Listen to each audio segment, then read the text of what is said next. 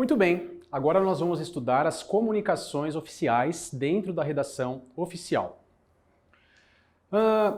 Vamos entender um pouquinho o que são essas comunicações oficiais. Se vocês derem uma lida no Manual de Redação Oficial da Presidência da República, ou na própria doutrina, nos livros que versam sobre a redação oficial, nós temos algumas classificações dos atos oficiais, ou seja, nós temos algumas classificações dos tipos de documentos que podem tramitar dentro da esfera administrativa. Eu vou falar para vocês alguns apenas, a título de curiosidade e também para quem quiser se aprofundar no assunto, tá bom? Então nós podemos ter, dentro da redação oficial, os atos deliberativo normativos. Então dê uma olhada aqui, atos deliberativos normativos. Também podemos ter os atos de correspondência, e eu coloquei ele sublinhado porque são os principais atos de correspondência, são os principais documentos oficiais que nós temos aí dentro das esferas administrativas, tá certo? Podemos ter também os atos enunciativo esclarecedores, depois os atos de assentamento e, finalmente, os atos comprovativo declaratórios. Então reparem que os nomes, pessoal, não são nomes muito simples da gente absorver, tá? E a ideia nem é essa mesmo, né? Nós vamos dar um foco maior na nossa aula nos atos de correspondência, ok? Então observem aqui na tela. E os atos deliberativos normativos, eu pretendo também falar alguma coisa sobre eles, porque faz parte da vida funcional do servidor público, ok? Os três últimos, os atos enunciativo esclarecedores, né? O que é isso, na verdade? Isso aí, na verdade, você pode ter um parecer técnico de um engenheiro, você pode ter um laudo que esclarece determinada situação dentro do ambiente administrativo. Os atos de assentamento, por exemplo, quando há uma reunião, né? O presidente da reunião redige uma ata de reunião, então se faz o assentamento daquela ata, por exemplo, né? E os atos comprovativo declaratórios, por exemplo, uma certidão, seria aí um ato comprovativo declaratório. Mas como eu disse, nós sempre iremos dar uma ênfase maior nas duas primeiras classificações, que são os atos deliberativo normativos, olhe para a tela aqui, e também nos atos de correspondência. Então vamos lá. Começando aí pelos atos deliberativo normativos. O que é isso? Então, pensando aí em âmbito nacional, nós temos as deliberações do Congresso Nacional, do Senado Federal e da Câmara dos Deputados, né? Da Câmara dos Deputados Federais, né? E dos deputados estaduais também, ok? Que tipo de deliberações que nós temos aí? Nós temos regras, nós temos resoluções, nós temos portarias, nós temos normas que são normas imperativas. O que significa isso? A norma imperativa, ela é redigida por uma autoridade, por um chefe, por um diretor, por alguém que tem um cargo maior dentro da administração pública, e elas devem ser obedecidas. Elas já passaram por todo o devido processo legal e agora resta aos demais servidores cumpri-la, ok? Por exemplo, acho que talvez o exemplo mais claro que nós temos aí, o mais emblemático, é o decreto. O decreto é um ato exclusivo do chefe do Poder Executivo. Quem é o chefe do Poder Executivo? Então, em âmbito federal é o Presidente da República, em âmbito estadual é o governador e, em âmbito municipal, o prefeito, ok? O decreto ele tem uma força obrigatória. Não há o que se discutir acerca daquele decreto. E esse decreto, normalmente, né, pensando assim na atividade principal de nós, servidores públicos, e não dos deputados federais e nem do Senado Federal, ele é normalmente regulamentar, visando a facilitar a aplicação de uma outra lei, tá certo? Um decreto regulamentar. Sai lá uma lei do Poder Legislativo, o presidente sanciona, mas é uma lei que não ficou muito clara. Então, via de regra, você tem um decreto que regulamenta aquela lei, por exemplo, tá? E pode também resolver uma situação funcional de algum servidor. Por exemplo, você pode ter uma situação em que algum servidor público cometeu uma falha administrativa muito grave e ele vai ser exonerado, por exemplo. Vamos falar no âmbito da segurança pública, por exemplo. Um policial cometeu um crime. Ele vai responder por aquele crime e ele vai ser expulso da polícia. Quem é que vai decretar essa expulsão será o governador, ok? Isso porque ele já passou por todo o processo de ampla defesa, contraditório, então seria aí uma fase final de todo o processo legal, ok?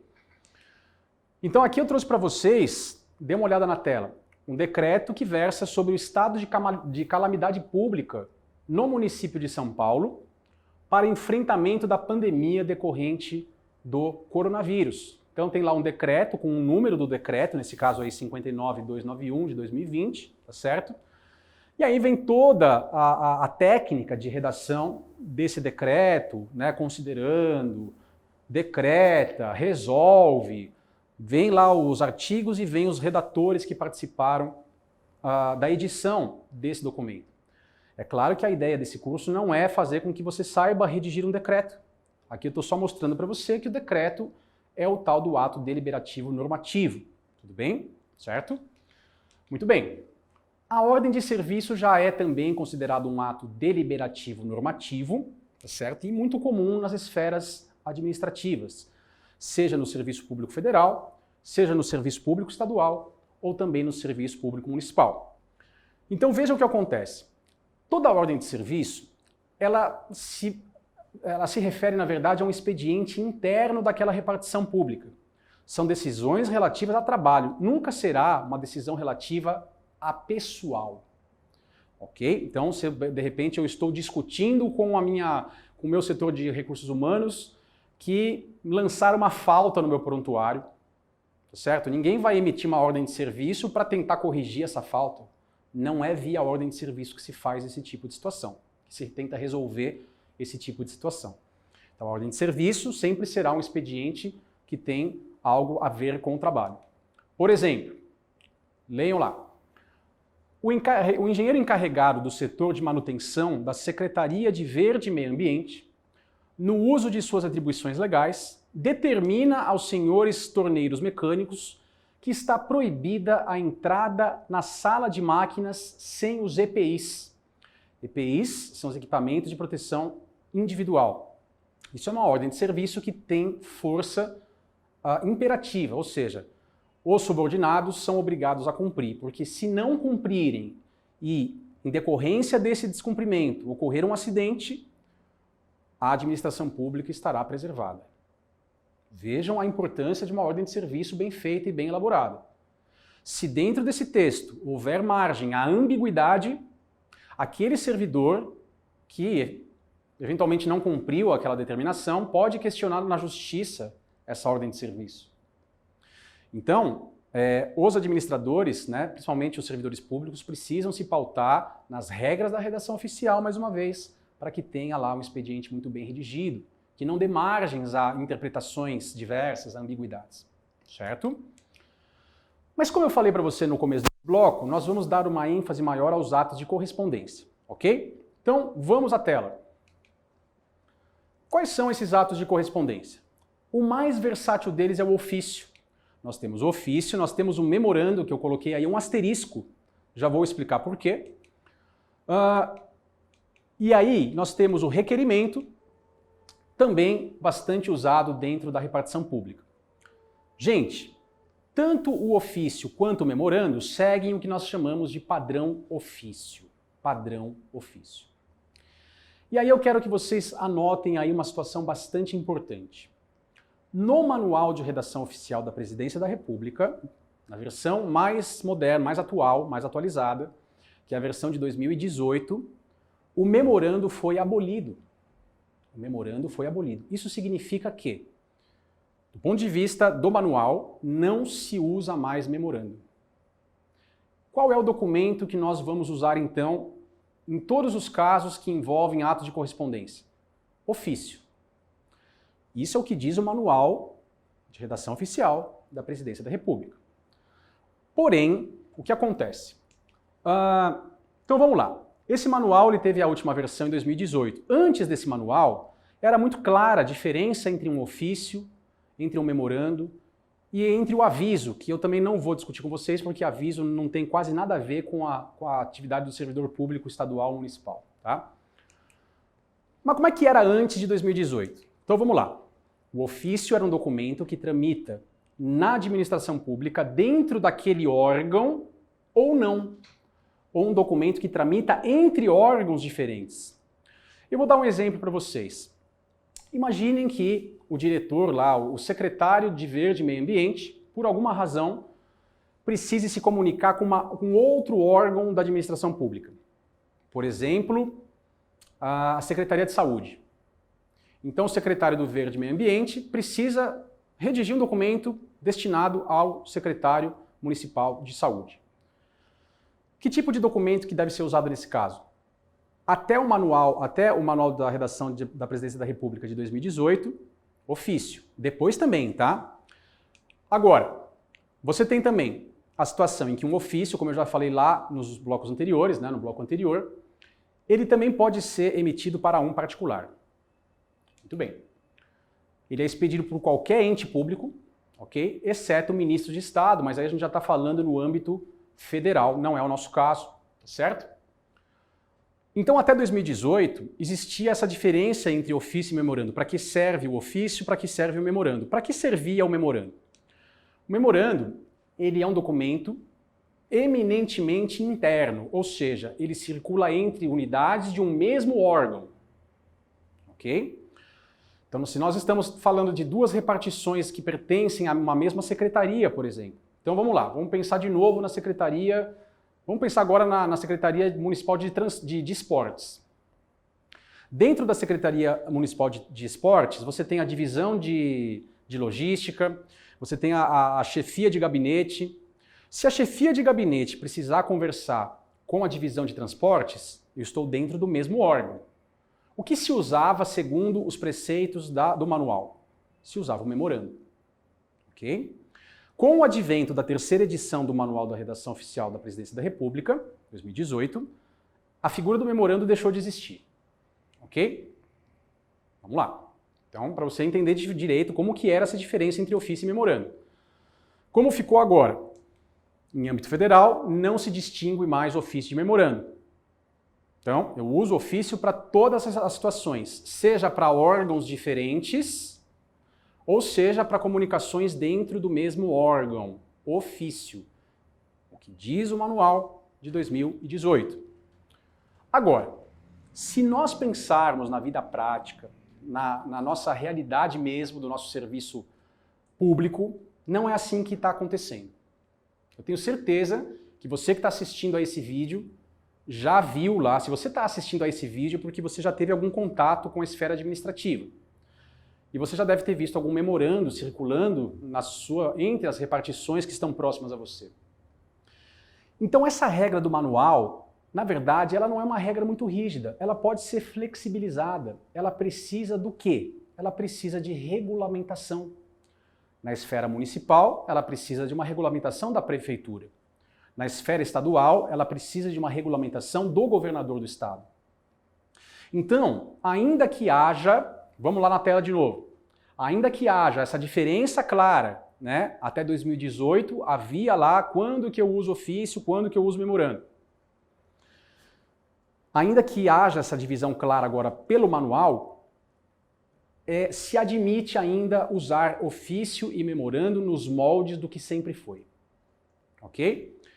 Então, se não há uma regulamentação dentro da sua hierarquia superior, você que está assistindo a esse vídeo, não há uma circular, não há um decreto que verse sobre quando que eu devo usar ofício, quando que eu devo usar memorando, são duas situações que vocês, principalmente os diretores de repartições, podem pleitear junto à administração superior. Vamos fazer o que vale o manual da redação ou vamos fazer como sempre foi? Se fizermos como sempre foi, nós temos lá essa diferença que está na tela de vocês entre ofício e memorando. O ofício é um documento mais versátil. Ele pode circular dentro do mesmo órgão, de um órgão para outro ou de um órgão para particular. O memorando não. O memorando não pode ir para outro órgão. Ele tem que circular dentro daquele órgão. Por isso que nós dizemos que ele é eminentemente interno. Então, feita essa ressalva em relação à flexibilização ou não, se depende de regulamentação, vamos conversar um pouquinho sobre o próprio manual. O Manual da Redação Oficial, ele nasceu no começo da década de 90, através do Decreto 100.000 de 1991, primeira edição do manual, ok? Qual era a ideia? A ideia era, né, e continua sendo a de uniformizar e padronizar os documentos públicos. Quando você assiste a uma notícia na imprensa de um boletim de ocorrência da Polícia Civil do Estado de São Paulo, por exemplo, você percebe que aquele boletim de ocorrência tem sempre a mesma cara. Então existe ali uma padronização, é uma identidade visual. Não existe um boletim de ocorrência com uma cara na cidade de São Paulo, aí na cidade de Bauru é outra cara, na cidade de Cravinhos é outra cara. Não, ele tem sempre o mesmo formato. Isso é padronizar, isso dá uma ideia de eficiência para a administração pública. Essa é uma das ideias do manual de redação, ok? Ele passa uma maior segurança no seio da administração pública, certo? Então, como eu disse, atualmente nós estamos na 3ª edição do manual. E é uma obra de referência para toda a esfera administrativa, como eu já falei também para vocês. Se, na sua esfera administrativa, se entender que não há necessidade de ter essa regulamentação, nós podemos, então, nos pautar no manual da presidência. Ok? Agora, no âmbito federal, não tem jeito, tem que usar. Não tem essa se vai precisar de regulamentação ou não. Não, tem que seguir as normas do manual. Então, se você que está assistindo a esse vídeo for um servidor da esfera federal, há necessidade de se usar o manual de redação oficial. Ou seja, o memorando foi abolido para você. O memorando não se usa mais em âmbito federal. Certo? Eu trouxe para vocês aqui o link, tá, do manual, para quem quiser. Ele está lá no site do Planalto, à disposição de cada um de vocês. Então, já que o ofício é um documento mais versátil dentro dos atos de correspondência, agora eu pretendo passar para vocês como formalizar um ofício. O que um ofício deve ter direitinho segundo toda a legislação pertinente. Ok? Então vamos lá. Vamos começar com o cabeçalho. Então, se você que está gostando desse curso, né, está entendendo qual é a ideia do curso, você quer padronizar os ofícios que circulam dentro do seu órgão. Os ofícios têm que ter uma cara só. Que cara ela deve ter? A cara que eu vou mostrar para você a partir de agora. Começando pelo cabeçalho. O cabeçalho ele é usado só na primeira página. Esse é um erro que a gente vê bastante às vezes também.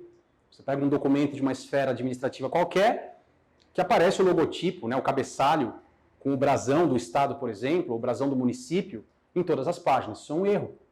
Então ele só pode ser usado na primeira página. Ele tem que ser centralizado. Já vou te dar um exemplo de como que é isso, tá? Para ficar mais visível aí para vocês.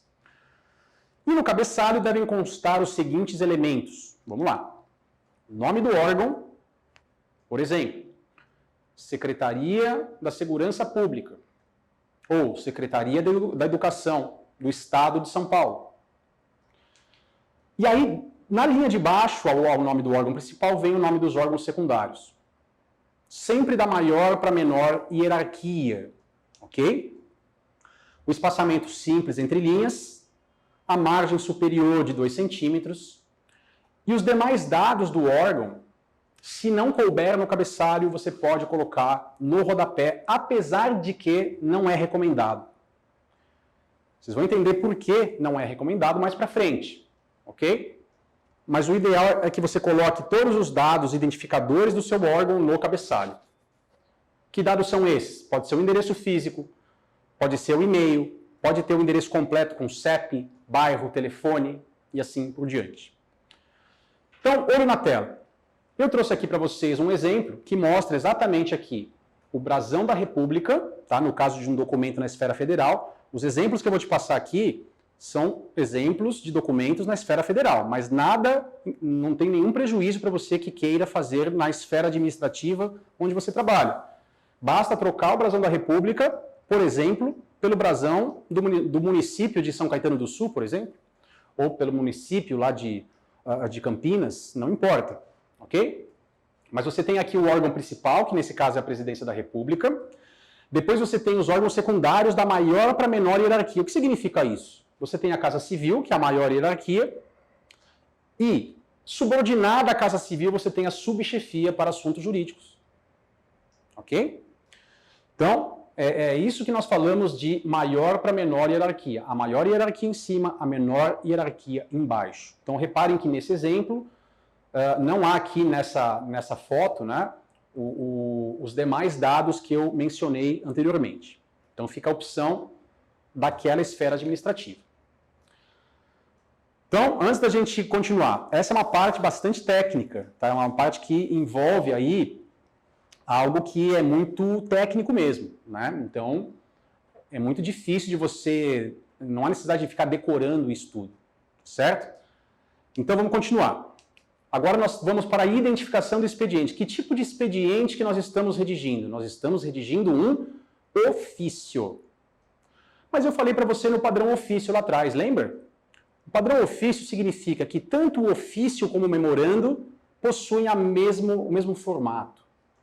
Irão mudar pouquíssimas coisas. Uma das coisas que se muda, que se altera, é exatamente a identificação do expediente. Se for um ofício, nós vamos escrever o nome do documento, o ofício. Se for um memorando, vamos escrever o nome, memorando. Mas é no mesmo padrão. Esse nome ofício ele tem que estar a 5 centímetros do logotipo que nós colocamos lá atrás no cabeçalho e a 3 centímetros da margem esquerda. Ok? E aí, como eu mencionei, o tipo de expediente por extenso sempre com letras maiúsculas. Por exemplo, ofício. Logo em seguida da palavra ofício, você tem lá a indicação da numeração. Então se usa a abreviatura da palavra número como sendo um N maiúsculo com esse símbolo, que todo mundo conhece, que é o símbolo de número, né? Por exemplo, número 134. Tá certo? E aí você tem as informações do documento. Por exemplo, você tem o número do ofício, seguido do ano, com 4 dígitos sempre. Você tem as siglas daquele setor que você trabalha. Que siglas são essas? Vamos imaginar que você esteja na Secretaria Municipal do Verde e Meio Ambiente. Seria SMVMA, por exemplo. Tá? E, de novo, sempre da menor para a maior hierarquia. Então, olho na tela. Eu trouxe para vocês aqui um exemplo de número de ofício. Então, você tem lá o ofício número tal, barra ano, por exemplo, 2022, barra SAE, uma sigla de alguma repartição que eu coloquei aqui, por exemplo, sei lá, Secretaria de Assuntos Estratégicos. Ok? Depois DA, por exemplo, Divisão de Administração, barra PMSC. Tá? Uma sigla qualquer aí para vocês entenderem. Da maior para menor hierarquia. Ok? E o alinhamento é sempre à esquerda. Então, a identificação do expediente deve ser alinhada sempre à esquerda da página. Perceberam como é bastante técnico, gente? Então, essa parte é muito técnica, mas, repito, é só assim que você vai conseguir construir um ofício que esteja dentro dos padrões que nós temos aí nos manuais. Ok? Então, aqui estão os 5 centímetros. Olha na tela de novo, ó, que eu me referi, do logotipo, e os 3 centímetros a partir da margem esquerda do documento. Ok? Vamos prosseguir. Depois da identificação do expediente, nós temos o local e data. Então, todo ofício tem que constar o local e a data. Que local é esse, na verdade? Então, esse local sempre será a cidade onde foi expedido esse documento. E vejam, eu nunca usarei a sigla do estado. Tá? Então, eu vou usar sempre a cidade, por exemplo, São Paulo, seguido de vírgula. São Paulo, vírgula, e aí vem o dia do mês. E aí vem um detalhe que pouca gente sabe. Tá? Quando a gente fala em números, esses números são os números cardinais mesmo. Tá? O primeiro dia do mês tem que vir da maneira ordinal. Todos os demais são cardinais. O que significa isso? Vamos imaginar que você esteja no dia 1º de janeiro. São Paulo, vírgula, 1, com aquele 0 sobrescrito. Isso significa primeiro. Eu não posso deixar de colocar o sobrescrito com um zerinho em cima. Certo? E não eu uso o 0 à esquerda de números indicadores de mês.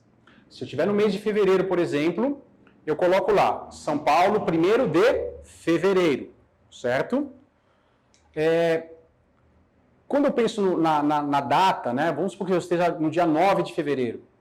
Eu não posso escrever 09. Eu deixo 9. Esse 0 à esquerda está errado. Ok? Então, de novo, nós estamos construindo um documento que ele é exatamente dentro das normas da redação oficial. Depois do local e da data, nós temos o nome do mês. Então, a inicial do mês é minúscula, então tá lá, São Paulo, 9 de fevereiro, olho na tela. Olha lá, reparem que a primeira letra do nome do mês é letra minúscula. Tudo bem? Pontuação, eu sempre vou colocar o ponto após o ano. E eu não coloco o ponto após o número 2 do ano. Como assim, professor? Se você tem lá São Paulo, vírgula, 9 de fevereiro de 2022, esse 2022 não pode vir com um ponto depois do primeiro 2, ok? Ah, professor, mas quer dizer que se você puser o ponto, vai estar tudo errado? Não, não é isso. Mas aqui a gente tem que abordar o que é certo, o que foi determinado pelo manual de redação oficial. O alinhamento da data sempre será na margem direita da página. Então aqui eu trouxe para você um exemplo, olho na tela. Brasília, vírgula, 8 de agosto de 2018, ponto. Reparem que você tem até a margem correta que você precisa usar. Você pode configurar o seu editor de texto com essas margens que eu estou passando para vocês. 1,5 centímetro à direita, 5 centímetros do logotipo, 2 centímetros da margem superior. Tá certo? Muito bem. Logo depois que nós colocamos a data, vem o endereçamento. Essa é uma parte bastante sensível do ofício. Tá bom? Então eu vou pedir bastante atenção para vocês agora, porque o que nós temos, o que é o endereçamento? Vamos lá. O endereçamento significa quem vai receber aquele documento. Quem vai receber aquele documento? Eu estou expedindo para quem? Tá certo? E aí nós temos o vocativo do endereçamento. Esse vocativo do endereçamento é a forma com a qual eu vou me referir ao meu interlocutor. Você vai usar um vocativo adequado dependendo da autoridade que vai receber esse documento. Então, olha só como que funciona. Para as autoridades que exigem o tratamento, o pronome de tratamento Vossa Excelência, expressão de tratamento Vossa Excelência, nós vamos usar o seguinte vocativo no endereçamento. A Sua Excelência o Senhor. Ou a Sua Excelência a Senhora. Só vou usar esse vocativo para aquelas autoridades que demandam o Vossa Excelência, que eu vou te dizer quais são daqui a pouquinho. Eu não vou usar Vossa Excelência para qualquer pessoa. Logo, eu não usarei a Sua Excelência, o Senhor, como vocativo para qualquer pessoa. Ok? Logo depois, na linha de baixo do a Sua Excelência, o Senhor ou a Sua Excelência, a Senhora, vem o nome da pessoa, seguido do cargo. E aí, até muito pouco tempo atrás, nós tínhamos o endereço físico daquele órgão, daquele particular que vai receber esse ofício. Hoje em dia, esse endereço pode ser substituído pelo endereço eletrônico se esse ofício tramitar via eletrônica. Se por algum motivo esse ofício for fisicamente para aquele órgão, ou seja, uma pessoa levará em mãos aquele ofício para o outro órgão, para outra esfera administrativa, deverá constar também um endereço físico. Por exemplo, Rua das Rosas, número 100. Ok? Então vamos lá. Então, para não ficar muito confuso para vocês, vou pedir agora para vocês olharem para a tela aqui. Ó. Vamos lá. Exemplo. A Sua Excelência, o senhor fulano de tal, Luiz Guilherme Melo de Moraes, prefeito da cidade de São Bernardo do Campo. Eu sou o prefeito agora da cidade de São Bernardo. Ai, que beleza. Ô, terra boa. É ou não é? E aí eu vou colocar aqui, né, a pessoa que está redigindo para mim, vai colocar o meu e-mail, fulano de tal, @prefeito, por exemplo, né, .sp.br.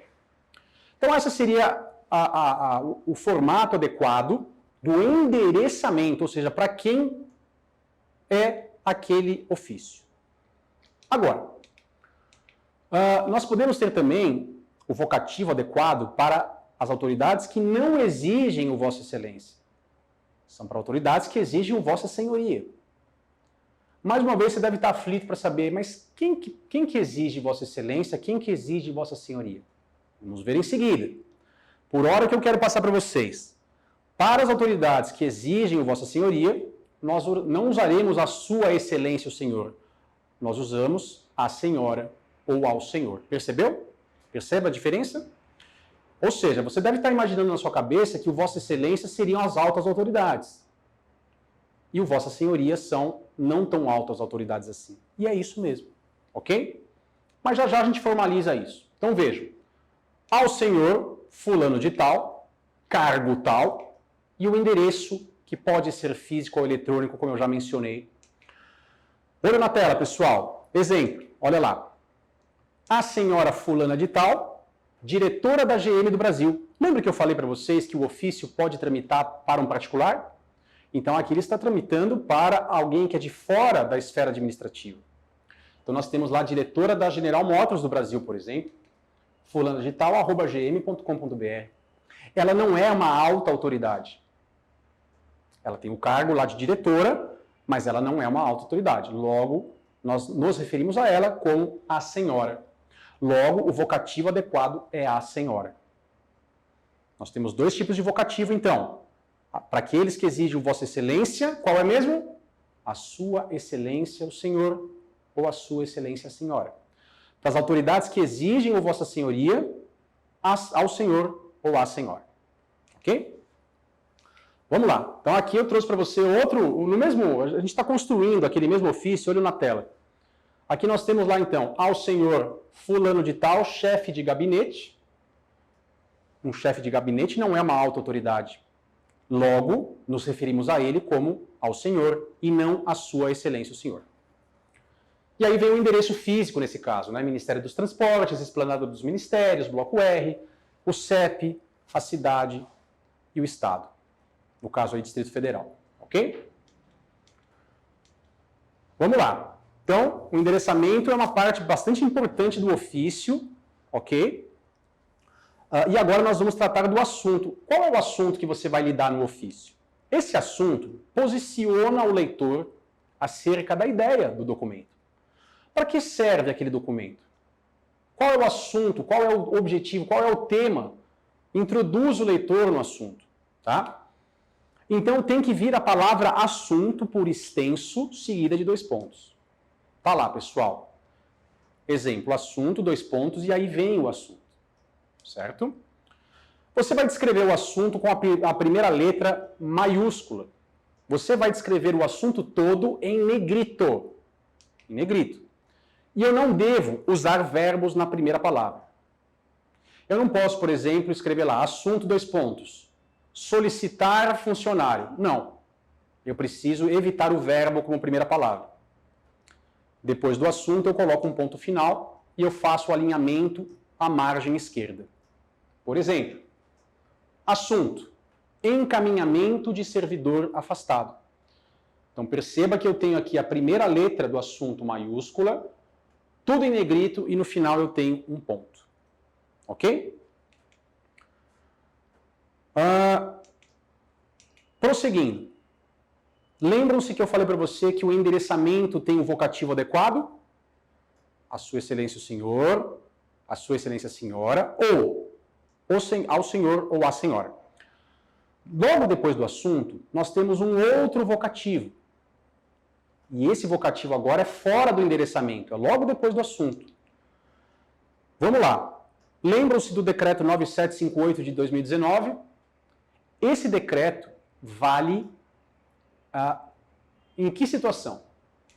Ele só vai ser usado em âmbito federal dentro da esfera do Poder Executivo. O que diz esse decreto? Vocês podem consultar depois, se você jogar nos sites de busca, você vai buscar lá, Decreto 9758 de 2019. Esse decreto, que foi sancionado recentemente pelo Presidente da República, ele diz que não tem nada de excelentíssimo, não tem nada de Vossa Excelência para servidores do Poder Executivo Federal. Eu vou tratar todo mundo do menor cargo da administração pública federal até a maior, que é o Presidente da República, como senhor. Ou seja, houve uma simplificação dessas formalidades, vamos dizer assim. Então, se eu precisar me remeter ao Presidente da República, eu vou colocar senhor presidente. Simples assim. Mas, o que acontece? Ou então, senhor diretor. Esse decreto não se aplica a outras esferas de poder. Então, se eu sou um servidor da esfera federal, Vamos supor que eu seja lá um delegado de Polícia Federal. E eu preciso redigir um ofício a um juiz de direito, outra esfera, Poder Judiciário. Esse decreto não vale mais. Então vejam que o decreto é restrito, ok? Então aqui eu trouxe para vocês um exemplo de do decreto, tá? O decreto 9758, dá uma olhada na tela aí. Então tem todo o texto dele e eu queria destacar algumas partes desse decreto para vocês. Vamos lá. Primeiro, o disposto nesse decreto aplica-se às cerimônias das quais o agente público federal participe. Não estamos falando do agente estadual, não estamos falando do agente municipal. Cuidado, gente, ok? O que mais? Esse decreto não se aplica às comunicações entre agentes públicos da administração pública federal e agentes públicos do Poder Judiciário. Ok? Então veja lá, pessoal, se você tem lá, é como eu falei, eu sou um servidor federal e preciso falar com o ministro do Tribunal de Contas da União, esse decreto não vale mais. Certo? O que vale então, professor? Vale as normas do Manual da Presidência de Redação Oficial. Certo? E aí ele diz lá, né, ó, o único pronome de tratamento usado na comunicação com os agentes públicos é senhor. Agentes públicos federais. Muito bem. Feita essa ressalva do decreto, vamos partir para o âmbito estadual, no qual esse decreto não se aplica. Como que é a regra que nós temos? Quais são as autoridades que exigem o Vossa Excelência? Agora eu não vou mais fazer suspense, vou mostrar para vocês. São várias, pessoal. Para as autoridades que exigem o Vossa Excelência, qual é o vocativo adequado? Excelentíssimo senhor, seguido do cargo. Ok? Para as autoridades que exigem o Vossa Senhoria, qual é o vocativo adequado? Senhor, seguido do cargo. Então vejam, não confundam esse vocativo que nós estamos falando agora com o vocativo do endereçamento. Aqui nós estamos falando do vocativo no corpo do ofício. Então, as altas autoridades, que eu já vou te mostrar quais são, excelentíssimo senhor governador, por exemplo, excelentíssimo senhor prefeito. Para as autoridades que exigem Vossa Senhoria, somente senhor seguido do cargo. No meu caso, por exemplo, senhor perito criminal. Ok? Então, sem fazer mais suspense, eu vou usar Vossa Excelência para essas seguintes autoridades. Olho na tela. Poder Executivo, Presidente da República e Vice, Ministros de Estado, Governadores e Vices, Oficiais Generais das Forças Armadas, embaixadores, secretários executivos de ministérios, secretários de Estado de Governo Estadual, prefeitos municipais. Para as autoridades do Poder Legislativo, nós temos lá os deputados federais e senadores, os ministros do Tribunal de Contas da União, deputados estaduais, conselheiros dos tribunais de contas, olha quantas autoridades que exigem o Vossa Excelência. Os presidentes das câmaras legislativas municipais e no Poder Judiciário, obviamente nós temos os ministros dos tribunais superiores, nós temos os membros de tribunais de justiça, os próprios juízes, seja de primeira instância, né, ou de outras instâncias, delegados e auditores da Justiça Militar. Então percebam, pessoal, que são essas únicas autoridades que exigem a expressão de tratamento Vossa Excelência. Para todas as outras, Vossa Senhoria. E ao ser solicitado Vossa Excelência, o vocativo adequado seria Excelentíssimo Senhor, seguido do cargo. Por exemplo, imagine que eu tenha lá um ofício que vai ser destinado ao prefeito de Ribeirão Pires, uma cidade aqui da Grande São Paulo. Olho na tela. Excelentíssimo Senhor Prefeito. Por quê? Porque o prefeito é o chefe do Poder Executivo Municipal. Ele está abarcado naquela relação de autoridades que exigem o tratamento de Vossa Excelência. Agora, se for um ofício destinado a um chefe de repartição, que não é uma alta autoridade, o vocativo já não será mais o Excelentíssimo, será apenas Senhor seguido do cargo. No caso aí, Senhor chefe. Deu para entender? Bom, dentro do texto oficial, vamos começar a falar de coisas aí que pode ser que para quem já tem uma certa vamos dizer, vivência na elaboração de textos oficiais, use muito isso daqui. tá? Olho na tela. Estão abolidas pelo Manual de Redação Oficial da Presidência as seguintes formas: ilustríssimo, digníssimo e muito digno. É muito comum nós percebermos um documento em que o redator coloca lá, ilustríssimo senhor, sei lá o quê. Então essas são formas abolidas. Por quê? Porque o ilustre já é uma prerrogativa do servidor público. Todos os servidores públicos são ilustres. A mesma coisa, nós nos referimos à dignidade. Todos os servidores públicos também são dignos. Então, não há necessidade, e é, na verdade, uma forma condenada se usar essas formas. Então, evite. Ah, professor, mas eu sempre vejo esses termos nos meus documentos. Eu também. Mas aqui nós estamos passando para vocês o que é o correto. No caso do tratamento doutor. Doutor não é exatamente uma forma de tratamento. O que é doutor? Doutor é um título acadêmico. Pode usar? Pode usar, mas com ressalvas, com moderações. Perceba que se você começar a pensar nos títulos, né? Imagina que você tenha lá uma autoridade muito douta, muito culta, né? O fulano ele é juiz, ele é professor, ele é doutor. Aí no vocativo vai virar o quê? Excelentíssimo senhor, doutor, professor, não tem porquê. Ok? Então doutor pode usar, mas não é forma de tratamento, por isso deve ser usada com ressalvas. Ok? Continuando. E aí nós vamos para o conteúdo do ofício. O conteúdo do ofício tem que ter uma introdução, que é um parágrafo de abertura que você vai introduzir o leitor sobre o assunto do qual você quer discorrer. E aí, nessa introdução, você precisa evitar os jargões de cumprimento. Por exemplo, tenho a honra de cumprimentar Vossa Senhoria. Começou errado. Por que começou errado, professor? Porque isso é um preciosismo desnecessário. Então, qual é o certo, professor? Eu posso falar assim, ó, começar o ofício. Informo que... Tananã. Pontual, direto, usando da economia linguística. Então, tenho a honra de estar errado. A mesma coisa, cumpre-me informar que... Não, errado. Então, você pode falar assim, por exemplo, submeto o relatório à apreciação de Vossa Excelência. E não cumpre-me informar que o relatório será submetido à apreciação de Vossa Excelência. Perceberam a diferença? Logo depois da introdução, nós temos o desenvolvimento, no qual você vai realmente explicar aquilo que você quer discorrer. Você vai detalhar aquilo que você quer. Vamos dizer, o conteúdo principal está exatamente no desenvolvimento. E vejam, se por algum motivo o seu ofício precisar tratar de duas ideias diferentes, você precisa tratar essas ideias em parágrafos diferentes. Ok? Nunca tratar ideias diferentes no mesmo parágrafo. E a conclusão não é algo exatamente obrigatório, mas se você sentir necessidade, a gente sempre conclui o ofício em um terceiro parágrafo, ou em um último parágrafo, mas se necessário.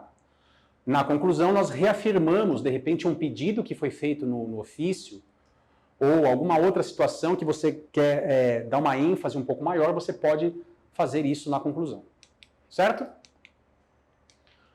Bom, o alinhamento. O alinhamento é sempre justificado, tá? O texto do ofício ele não pode terminar cada região lá em uma distância diferente para a margem, ele tem que ser justificado. O espaçamento entre linhas deve ser o espaçamento simples, nos editores de texto, espaçamento 1. Entre os parágrafos, o espaçamento é um pouco maior, são 6 pontos. Tá? O recuo de parágrafo de 2,5 para a margem esquerda. E aí vem uma pergunta, professor, eu posso numerar os parágrafos? Eu devo numerar os parágrafos ou não? Então vejam, eu só numero os parágrafos de um ofício quando ele tem 3 ou mais parágrafos. Se for um ofício com até 2 parágrafos, eu não numero 1 e 2. Eu deixo sem numeração. Essa é a regra. Ok? E eu nunca vou numerar vocativo, nem o fecho, que a gente ainda vai estudar. O que é o fecho? Certo? Bom, pelo manual da redação, a fonte a ser usada não é Times, não é Arial, a fonte é Calibri ou Carlito. Essas são as fontes oficiais que devem ser usadas no âmbito da administração pública. Tudo bem? Não fui eu que escolhi, não foi você que escolheu. Quem escolheu foi a comissão que elaborou o manual. No corpo do texto, eu não posso usar um tamanho qualquer.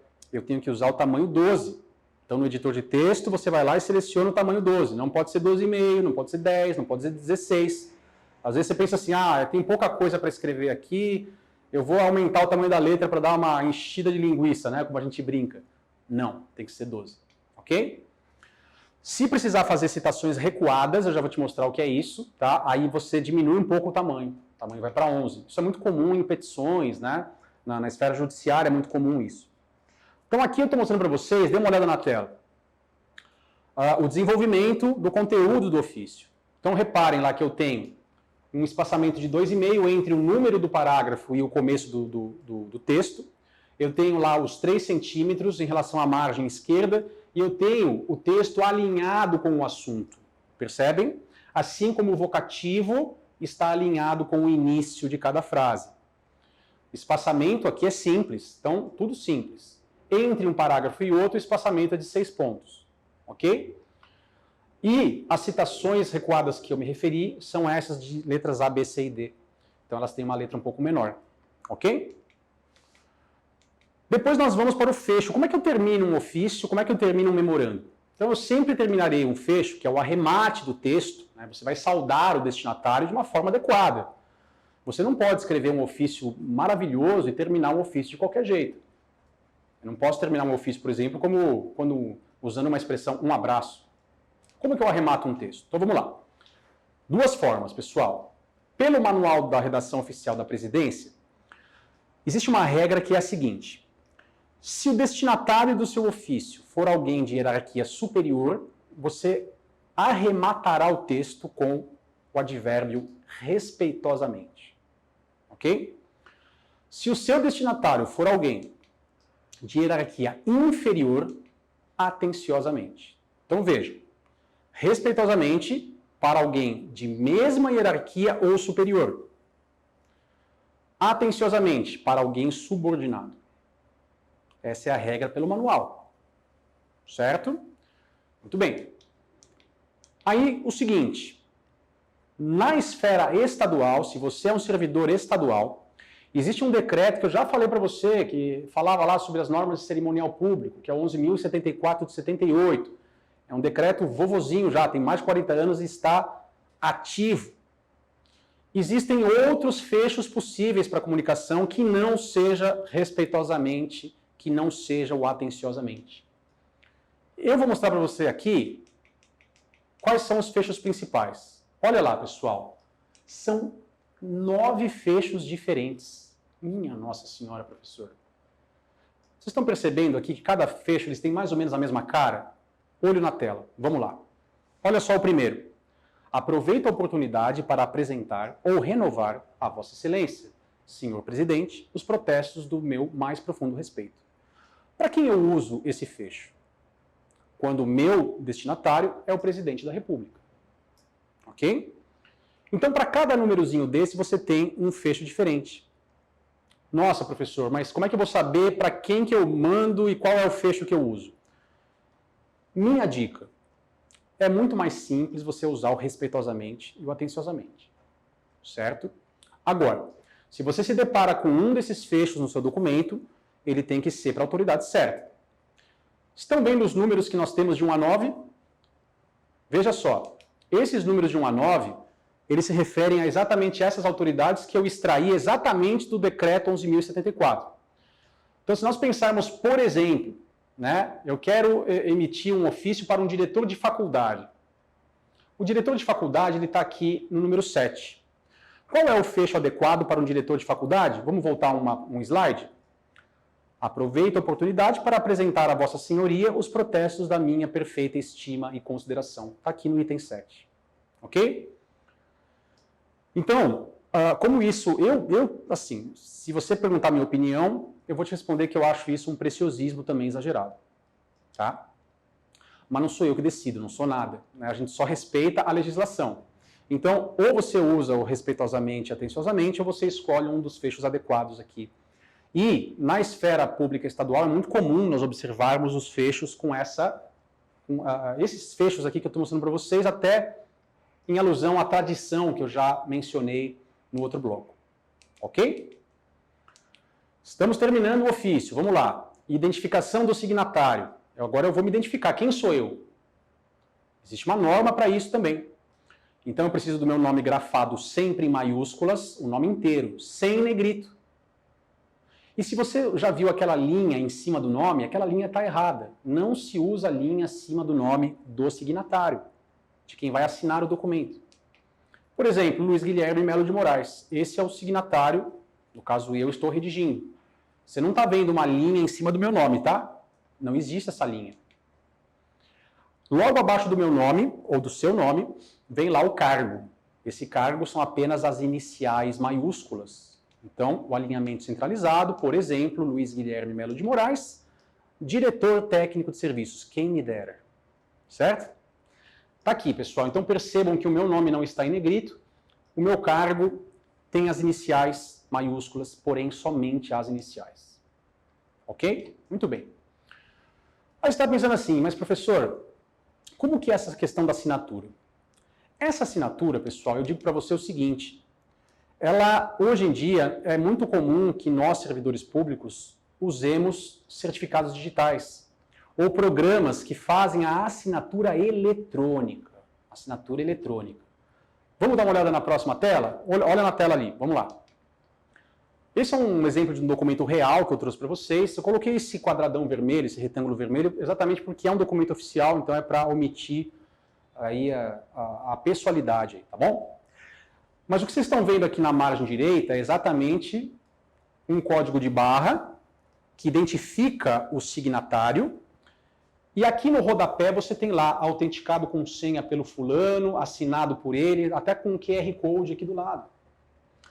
Então, a tendência que nós temos nas diversas repartições públicas é não mais assinar a caneta, assinar à mão como era até pouco tempo.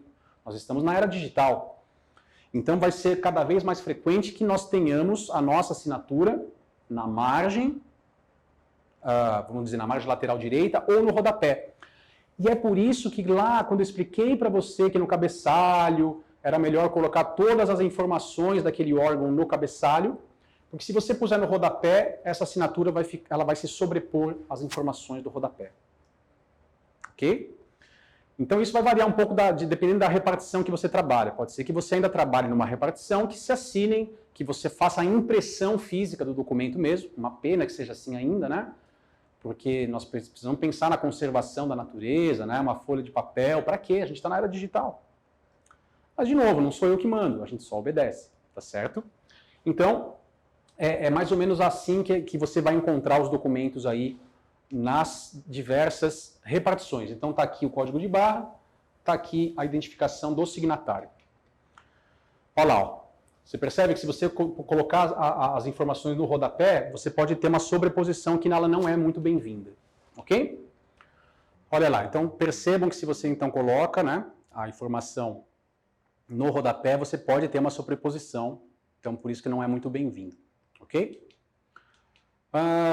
Então, numeração das páginas, obrigatória a partir da segunda, centralizada no rodapé, posição a 2 centímetros da margem inferior.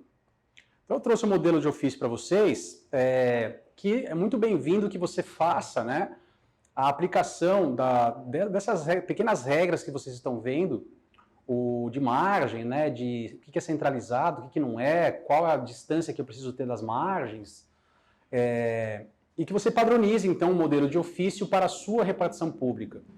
Assim, todos os ofícios, a partir desse ponto que você estiver redigindo, né, e os seus pares também, os seus colegas de profissão também, terão uma identidade visual que é muito importante para a sua instituição. Ok? Então, as duas partes do ofício aí. E aí nós temos o memorando, né? Lembram-se, eu falei para você que o memorando, até 2018, existia lá uma diferença entre ofício e memorando no próprio manual de redação oficial. Depois de 2018, nós já conversamos que é só ofício para o âmbito federal e para o que não é âmbito federal necessita de regulamentação.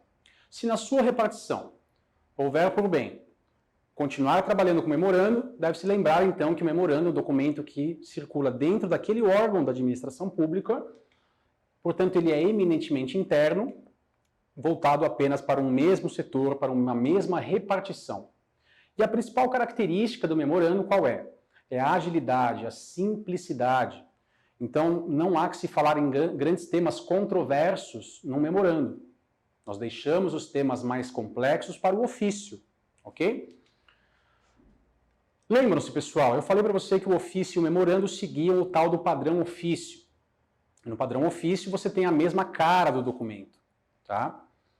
Qual é a diferença do memorando para o ofício? No memorando, a gente não coloca o endereço no destinatário.